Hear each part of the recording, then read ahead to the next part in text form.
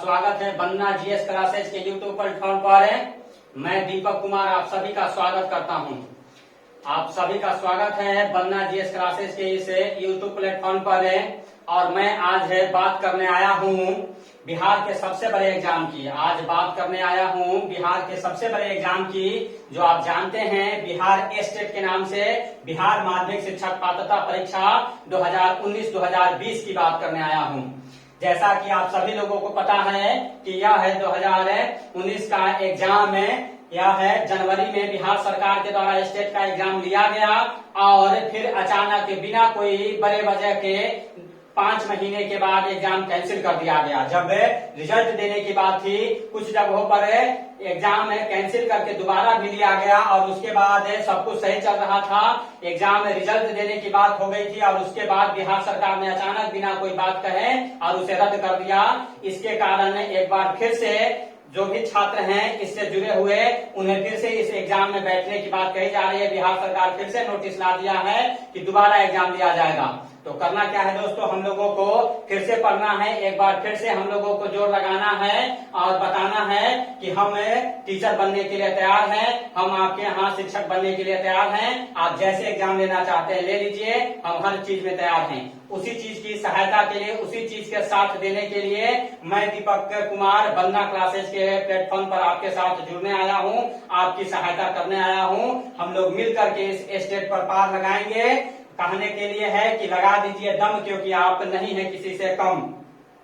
आप में वह क्षमता है, आपने दिखाया था उस बार भी, जैसा कि पता चल रहा था बहुत अच्छा एग्जाम है, स्टूडेंट का गया था, सब लोग चाह रहे थे यह रिजल्ट दे, लेकिन बिहार सरकार अचानक उसे रद्द कर दिया है। तो दोबारा एग्जाम के लिए कमर कस लीजिए दोस्तों, क्योंकि मैं कमर कस चुका हूं। मैं तैयार हूं आपकी सहायता के लिए, आपके साथ लगने के लिए। आप भी तैयार हो जाइए।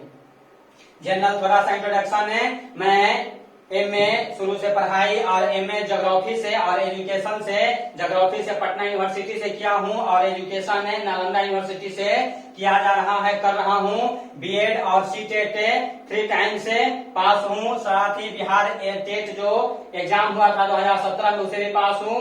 तो यानी कि मुझे इस एग्जाम का पूरी तरह से अनुभव है, जानकारी है कि किस तरह से चीजें इसमें पढ़ी जाती हैं और किस तरह से इसकी तैयारी अगर किया जाए तो बहुत अच्छा रिजल्ट आ सकता है।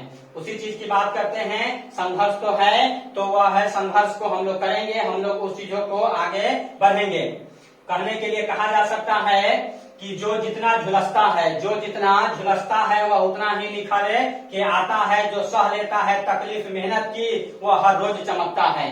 तो झुलसना तो पड़ेगा दोस्तों, मेहनत तो करना पड़ेगा। मेहनत के बिना निखर नहीं सकते हैं, बिना मेहनत के चमक नहीं सकते हैं। तो इस मेहनत के लिए आप तैयार रहिए, उसे आपके साथ काम करना चाहता हूं, आपको बताना चाहता हूं। एक बार आप इसे मैं पढ़ करके सुना रहा हूं, बता रहा हूं क्या क्या चीजें इसमें दी गई है। पहले वाली ही बातें सभी चीज हैं, जैसा कि यह आप जानते हैं स्टेट 2019 पुनः परीक्षा के संबंध में आवश्यक सूचना यह आज के पेपर में आया है, जिसमें जो बातें पुरानी थी वही सारी चीजें हैं। नया बस डेट आ गया है और यह डेट आपको याद रखना है। यह 9 सितंबर 2020 से 21 सितंबर 2020 के बीच, 9 सितंबर से यह एग्जाम शुरू होने की बात कही जा रही है। बिहार सरकार के द्वारा यह घोषणा की गई है, जो यह है 9 सितंबर से एग्जाम होने जा रहा है और 21 सितंबर तक होगा। इस बार एग्जाम जो मोड होगा वह ऑनलाइन होगा। एक बड़ी बात यही है कि इस बार एग्जाम जो होगा वह ऑनलाइन होगा। जो हम लोग पिछली बार ऑफलाइन एग्जाम दिए थे वह इस बार ऑनलाइन देना होगा। तो थोड़ा बहुत आपको ऑनलाइन अगर आप पढ़ रहे हैं तो बहुत अच्छी चीज होगी। वो आप मोबाइल से और लैपटॉप से पढ़ रहे होंगे, थोड़ा लैपटॉप चलाना भी सीख लीजिए, थोड़ा उस पर हाथ बैठाना भी सीख लीजिए, क्योंकि यह काम आएगा। ऑनलाइन एग्जाम की बात की जा रही है। तो मैं आपको एक बार पढ़ करके सुना रहा हूँ, आप देखिए। यह है माध्यमिक शिक्षा परीक्षा 2019 से में सम्मिलित होने के लिए आवेदन हेतु अभ्यर्थी, अभिभावक, सभी जिला पदाधिकारी एवं सभी को सूचित किया जाता है कि माध्यमिक परीक्षा स्टेट 2019 में सम्मिलित होने के लिए आवेदन हेतु अभ्यर्थी 9 सितंबर से 21 सितंबर तक आयोजित स्टेट की पुनः परीक्षा के तहत ऑनलाइन परीक्षा में सम्मिलित होंगे।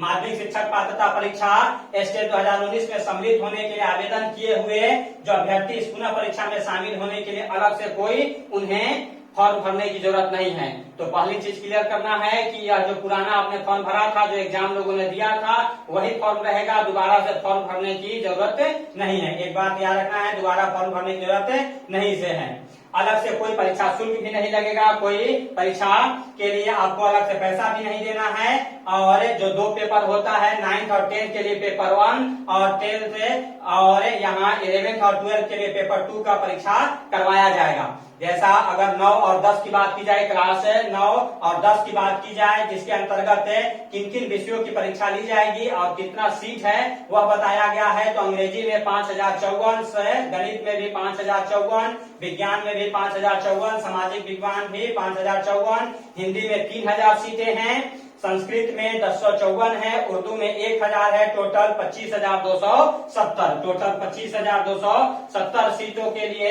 यह एग्जाम होगा 9th और 10th के लिए। जबकि अगर 11 और 12 क्लास की बात की जाए तो उसमें अंग्रेजी के अंतर्गत 2125 है, गणित के अंतर्गत 2104 है, भौतिकी के अंतर्गत 2384 है, रसायन शास्त्र के अंतर्गत 2221 है, वनस्पति के अंतर्गत 835 है, प्राणी शास्त्र के अंतर्गत 723 है, मैथिली 105 है। टोटल यहाँ 12,170 सीटों के लिए यह एग्जाम करवाया जाएगा, यह एग्जाम होगा।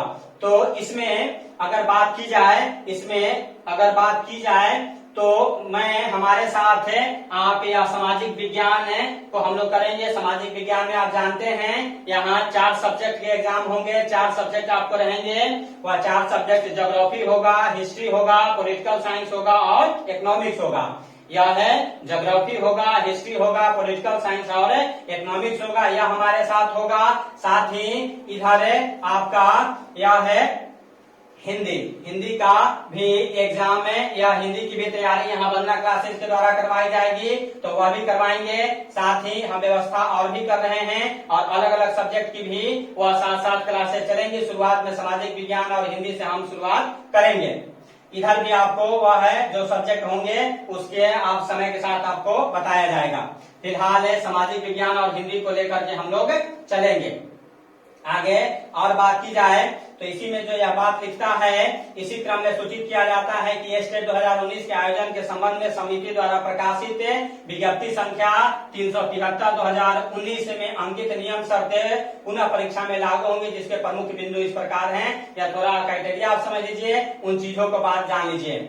तो यह चयन प्रक्रिया के लिए पहला पॉइंट देता है कि माध्यमिक परीक्षा 2019 में न्यूनतम उत्तीर्ण होने के लिए प्राप्तांक जो होगा करने के लिए सभी अभ्यर्थियों को उच्च प्राप्तांक से निम्न प्राप्तांक तक के घटते क्रम में शिक्षा विभाग द्वारा बिहार पटना द्वारा यह विषयवार और कोटिवार पद का विवरण उपलब्ध कराए जाने के बाद कुल पद के बराबर अभ्यर्थियों की विषयवार और कोटिवार मेधा सूची तैयार की जाएगी। साथ ही दूसरा बात लिखता है कि उक्त परीक्षा में समान अंक प्राप्त करने वाले अभ्यर्थियों में से अधिक उम्र वाले अभ्यर्थियों को अधिमान देते हुए मेधा सूची में शामिल किया जाएगा। और अगर आपका समान प्राप्तांक भी होगा और तब समान जन्म तिथि भी होगा तो आपके स्नातक, ग्रेजुएशन और पोस्ट ग्रेजुएशन में परीक्षा में आपके अंकों को आधार पर मेधा सूची बनाई जाएगी। यहाँ भी अगर समान होगा यानी कि आपका समान अंक भी है, वह समान जन्म तिथि भी है और ग्रेजुएशन स्तर पर आपका अंक भी जो है समान होगा, तो अंग्रेजी वर्णमाला के अल्फाबेट का प्रयोग किया जाएगा। जो आगे होगा उसके लिए मेधा सूची बनाई जाएगी। यह जनरल नियम है जो पिछली बार भी था, वही सारा चीजें बातें हैं। समय की अगर बात करें, परीक्षा अवधि की बात करें तो वही चीज रहेगा। इस बार भी वह माध्यमिक परीक्षा पेपर 1 के लिए यानी 9th और 10th के लिए जो समय होगा वह है 2 घंटे 30 मिनट, 2.5 घंटे का समय दिया जाएगा। वह है पेपर 1 के लिए, और पेपर 2 के लिए भी 2.5 घंटे का समय होगा। पेपर 2 यानी कि 11वां और 12वां क्लास के लिए, 11th और 12th के लिए भी 2.5 घंटे का ही समय निर्धारण किया गया है। साथ ही स्ट्रक्चर की बात करें तो संरचना की बात करें कि क्या होगा, तो उसमें पहला पॉइंट देता है कि परीक्षा पत्र जो होंगे वह बहुविकल्पिक होंगे, यानी कि एमसीक्यू की बातें होंगी। वह है 4 ऑप्शन जो पिछली बार भी एग्जाम में रहता है, जनरली सभी एग्जामों में वही चीज होगा। 4 प्रश्न होंगे, बहुविकल्पीय प्रश्न पत्र होंगे। ठीक है। इसमें प्रत्येक में 4 विकल्प होंगे, तो वह प्रत्येक प्रश्न और अंक समान होगा, यानी कि एक क्वेश्चन 1 अंक का होगा या और निगेटिव मार्किंग नहीं होगी। ध्यान रखना है, निगेटिव मार्किंग नहीं होगी, यानी कि जो 150 क्वेश्चन होंगे वह 150 के 150 आपको लगाने जरूर हैं। या समय निर्धारित कीजिएगा, थोड़ा कंप्यूटर पर होगा, उसको वह आप ध्यान में रख करके और सभी क्वेश्चन को जरूर बनाना है। निगेटिव का कोई डर नहीं है, तो आ रहा है या नहीं आ रहा है वह उसे लगाएंगे जरूर। जो बन रहा है उसे आप लगा लेंगे, जो नहीं लगेगा उसे बजरंगबली का नाम लेकर के लगाएंगे, लेकिन लगाएंगे जरूर।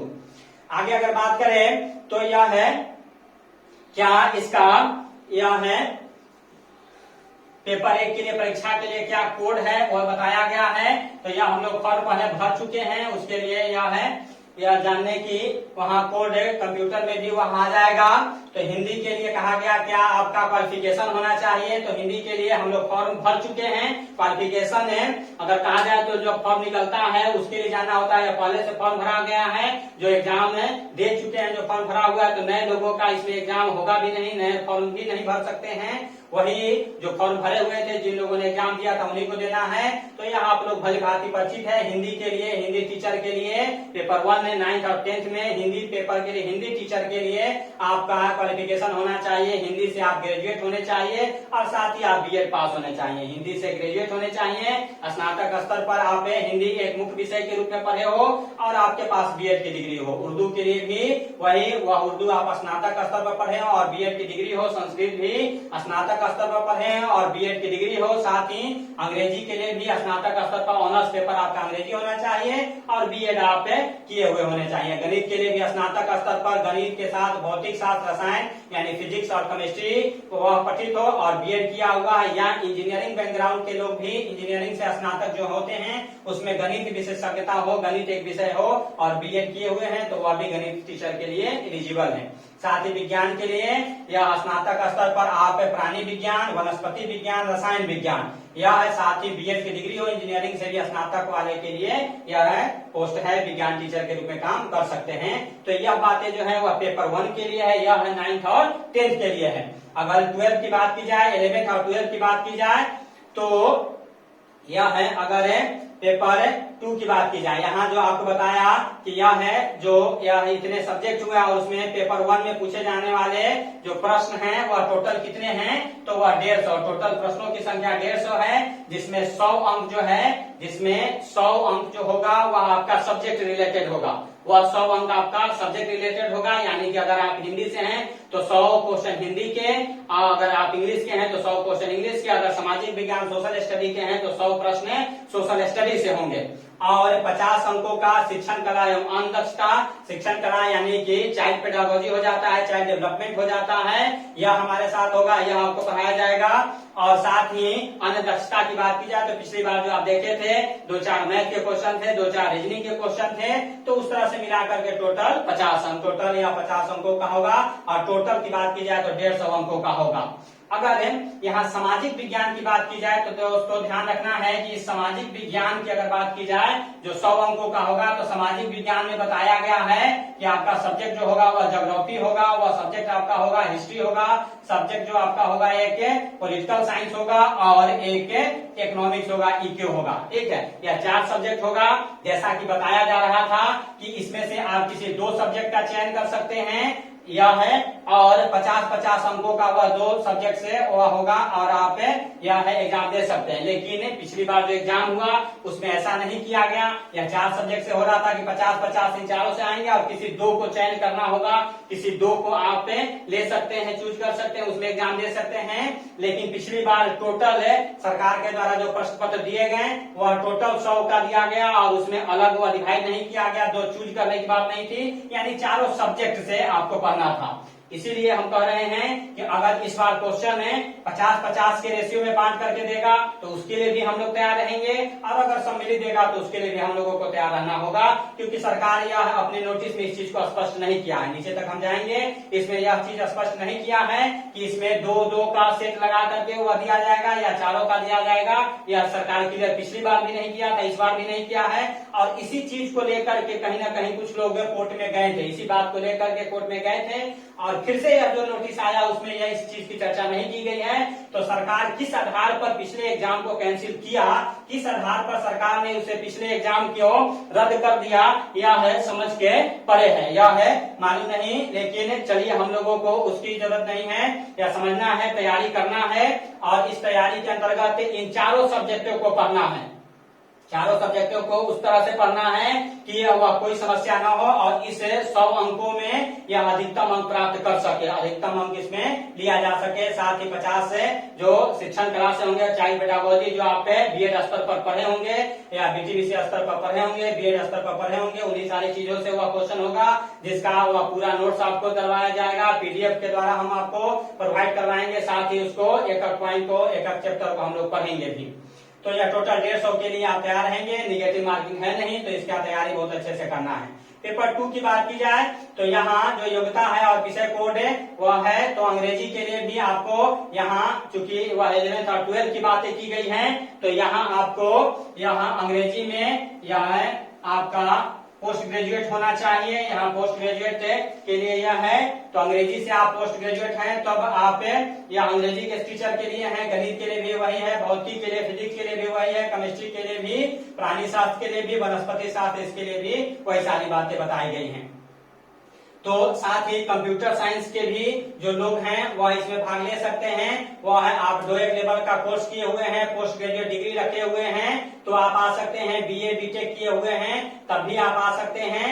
तो यह सारा क्राइटेरिया जो लोग फुलफिल किए हुए हैं और हम लोग भर चुके हैं, कंप्यूटर साइंस की बातें की गई है, ठीक है। साथ ही मैथिली में भी स्नातकोत्तर हैं और बीएड हैं, तो आप इससे पोस्ट ग्रेजुएट टीचर बनने के लिए एलिजिबल हैं।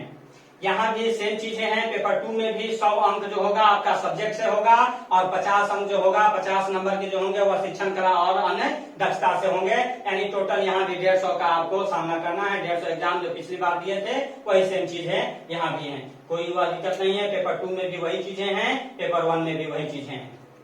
आगे चले तो अगर उत्तीर्णतांक की बात कर जाए है, कैसे सरकार पास करेगी, आपको कितने जो है नंबर पर पास करेगी वह बताया गया है कि न्यूनतम में आपका पास मार्क जो होगा वह न्यूनतम उत्तीर्णतांक जो आपका होगा वह कोटिवार बताया गया है कि जनरल बच्चों के लिए, सामान्य के लिए, जनरल के लिए जो है वह है 50% की बात की गई है टोटल का, यानी 150 का 50% अगर आप लाते हैं तो आप एलिजिबल होंगे, पास होंगे, या है आप समान रूप से पास करेंगे। साथ ही वह एससी एसटी वह ओबीसी अन्य दिव्यांग के लिए 45% अंक रखा गया है या सामान्य पास का। हालांकि इस पर कोई मतलब नहीं है, आपको मैक्सिमम मार्क्स लाना है, ज्यादा से ज्यादा जितने नंबर लाएंगे वही आपके मेधा सूची में काम आएगा।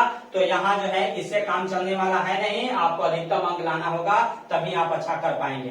साथ ही जब यह एग्जाम हो जाएगा हम लोग यह पास कर जाएंगे और तब बिहार सरकार आपको एक प्रमाण पत्र देगी। बिहार विद्यालय परीक्षा समिति के द्वारा माध्यमिक शिक्षक पात्रता परीक्षा 2019 में विषयवार और कोटिवार कुल पदों के बराबर उत्तीर्ण अभ्यर्थियों की मेधा सूची तैयार की जाएगी और उसी आधार पर प्रमाण पत्र दिया जाएगा। जो आप अलग अलग सीटेट का लिए हुए होंगे, वह बिहार में 2017 में जो टेट हुआ है वह लिए हुए होंगे, तो वही प्रमाण पत्र दिया जाएगा। प्रमाण पत्र की वैधता कब तक होगी, वह कब तक आपका एलिजिबल होगा, उस पर कितने समय तक आप टीचर बन सकते हैं, तो यह 7 वर्षों के लिए बता रहा है कि 7 वर्षों तक के आप उसे प्रमाण पत्र के सहारे टीचर बनने योग्य माने जाएंगे। साथ ही उसमें एक चीज और होगी, उम्र सीमा का ध्यान जरूर रखा जाएगा। 7 वर्ष तो वैलिड होगा, लेकिन जो अधिकतम टीचर बनने के लिए आयु होगी उससे ज्यादा होगा तो वह वैलिड नहीं होगा।